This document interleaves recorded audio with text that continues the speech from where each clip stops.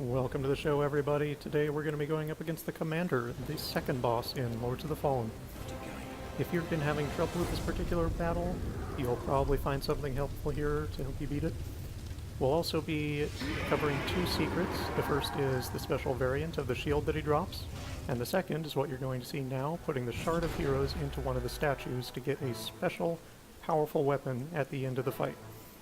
So as you see, you just interact with the statue, it'll ask you if you're sure, you say yes, and then at some point during the fight, the commander will go to the statue, destroy it, and once that's done, you're sure to get the weapon at the end of the fight. If you're not familiar with where the Shard of Heroes is, it is actually located in a secret area right above your head, literally at the beginning of the game.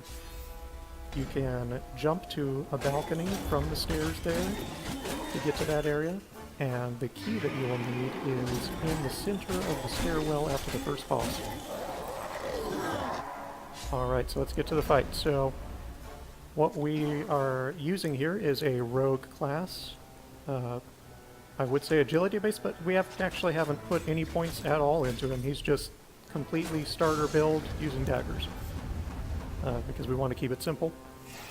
And if you're having trouble with the commander battle, you can see right now he's going to destroy the statue. So now, once that's done, we can kill him, we're sure we're getting the weapon. So if you're having trouble with the commander fight, you're probably having trouble with his summons, but you'll see they're all easily backstabbable. As for his moves, you see right here he's got this 2 swing, you can dodge each swing, and then if you have a fast weapon you can get a couple lights afterwards. You see the shield slam he just did.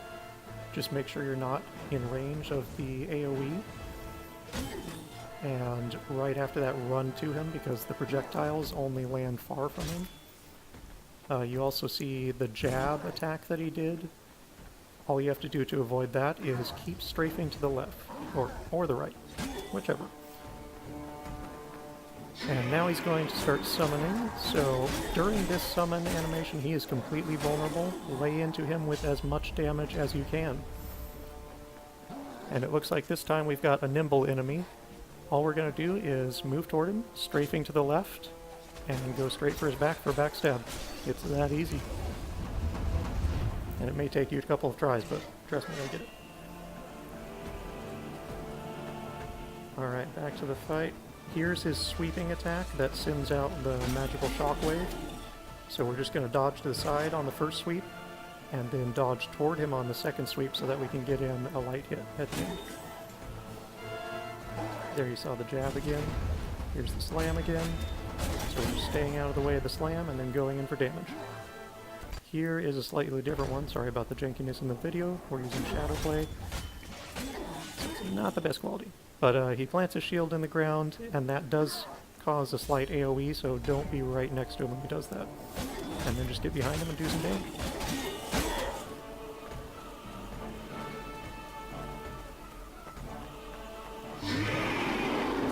And if you're wondering...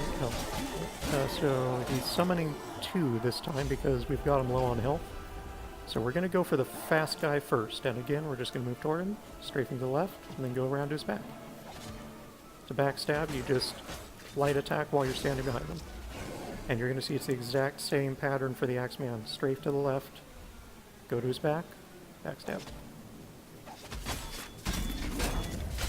So the special requirement for beating the commander to get his special variant of shield is to not block at all during the fight, either with weapons or with your shield. So you'll see I never even bring my shield out here, I'm just dodging everything.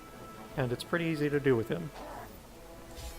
And that will give you the special ability on his shield that you can fire out those projectiles you just saw by, I believe, using the special ability key.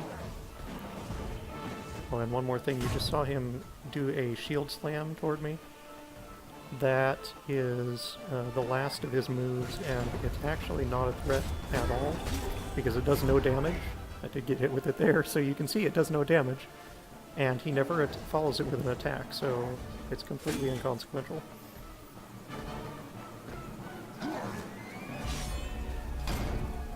Alright, so this should finish him off here, and then we'll just show each of the loots.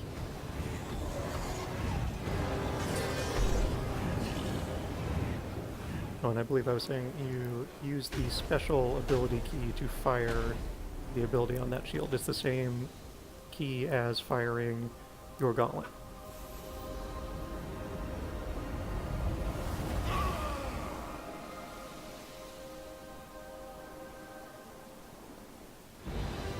Alright, so we'll take a look at the shield first.